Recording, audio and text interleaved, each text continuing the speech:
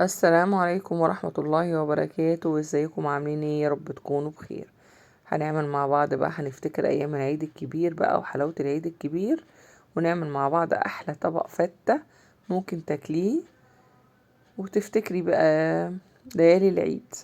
يلا بقى معايا، هنعمل مع بعض اللحمة واقول لكم التريكات بتاعت اللحمة اللي انا بعملها، بتطلع اللحمة طعمها تحفة، والشوربة نفس الحكاية.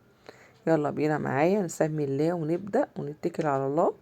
هنجيب حلة وهننزل فيها بنص معلقة سمنة، مش اكتر من كده، مجرد بس ايه حاجة يعني ايه تبقى في قعر الحلة عشان اللحمة ما تلزقش في الحلة. إيه، سمنة زبدة اللي موجود عندك، لان اللحمة كده كده بيبقى فيها دهنة فبتنزل اقدامها، فانا مش عايزة اقدام كتير في الصلصة. هنسيبها تسخن كده شوية ونكون مجهزين اللحمة، مقطعينها بقى التقطيعة اللي احنا عايزينها. عايزة بقى اللي بيتفرج عليا كده ما ينساش يعمل لي لايك يا جماعة، عايزة لايك واشتراك وتفعيل القناة عشان يوصل لكم كل جديد. هنبدأ ننزل كده باللحمة تاخد الصدمة بتاعتها. إيه، عارفين الصدمة انتوا؟ إيه، تبدأ تاخد الصدمة بتاعتها اللحمة بقى. انتوا عارفين الفيديو المنتشر بتاع الولد اللي بيقول بدأت تاخد الصدمة دي؟ هي اللحمة بقى بدأت تاخد الصدمة زي ما انتوا شايفين كده، اخدت الصدمة بتاعتها وبقى لونها كده. هنبدأ ننزل عليها ببصل متقطع جوانح،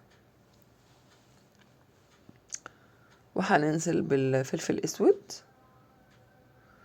ورق اللورة.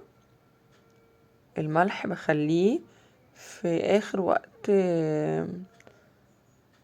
احط فيه الملح، يعني قرب ما ايه اللحمة الاقيها خلاص بتستوي، هبدأ ان انا اظبط الملح بتاع الشوربة. هنسيبها كده شوية لغاية ما نسخن لها مية في الكتل، ونرجع تاني، او مية على النار اللي ما عندوش كتل يعني. تمام، هنا خلاص كده بدأت تنزل ميتها يعني، وبدأت تتشرب معايا شوية. هنبدأ بقى ننزل معانا كده بالكتل، نملى الكتل على الآخر ونبدأ ننزل ايه المية على اللحمة. لو عايزة تزودي شوربة بحيث انتي تشيليها تحتاجيها في أكل تاني مفيش مشكلة. هنسيبها تستوي ونرجع مع بعض كده نعمل ايه بقى شوية رز حلوين كده بطريقة سهلة جدا. الناس اللي ايه بتبقى مستعصي عليها الرز كده وخايفة يتعمل ويتعجن منها، لا لا، تعالوا مع بعض هقولكوا الطريقة بطريقة سهلة جدا. انا حطيت 3 كوبايات مية على كوبايتين رز. الرز اللي موجود عندي بياخد الكوباية كوباية ونص رز، وبيطلع مفلفل وجميل. خلاص هنرفعها على النار ونبدأ ننزل بيها فيها بحتة سمنة او حتة زبدة الموجود عندك. يا ريت تبقى سمنة فلاحي، يا ريت. مش موجود سمنة عادي مفيش مشكلة، وفي ناس بتعمله بالزيت، بس بقى مع الفتة ما تهيأليش يعني ايه الأحسن يبقى بسمنة أو زبدة، هيدي طبعا الرز طعم تاني مع الفتة. شوية الملح بقى نظبط المية ونسيبها ايه تغلي، نكون احنا جهزنا كوبايتين الرز وغسلناهم كويس. اي زي ما انتم شايفين كده هنبدأ ننزل بقى بالرز ونقلبه تقلبتين ونسيبها على نار عالية شوية يعني دقيقتين و... ونرجع نوطش عليها.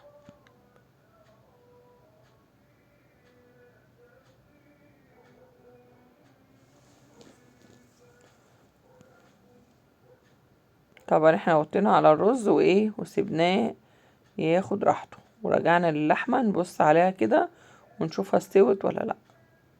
طبعا هي ما خدتش معايا وقت، هي اللحمة ما شاء الله حلوة يعني، تقريبا ساعة الا تلت وكانت ايه استوت بقت جميلة. هنطفي عليها بقى ونبدأ نعمل طبق الفتة معانا. هنا ده عيش عادي خالص من اللي احنا بنجيبه من الفرن. انا هنا حمصته في الفرن ورجعت كسرته زي ما انتوا شايفين كده. هنعمل على المقدار على قد ما احنا عايزين، طبعا نكون مجهزين توم مقشرينه علشان نعمل ايه الخل. سيحت هنا السمنة على النار، هنبدأ ننزل باللحمة بتاعتنا بقى اللي احنا بنحمرها. انا عن نفسي بحمر اللحمة، وبعد اللحمة بحمر في نفس السمنة التوم، ياخد كده من ايه، من حلاوة التحمير بتاع اللحمة.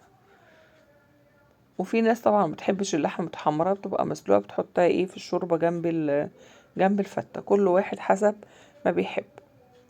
هنسيبها تتحمر ونرجع تاني ايه للعيش اللي احنا كسرناه.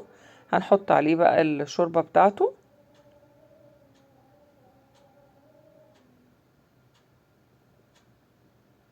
اهو كده حطينا الشوربة بتاعته. هنسيبه شوية حاجات بسيطة، ونبدأ بقى ننزل بالرز ونوزعه على الطبق بتاعنا.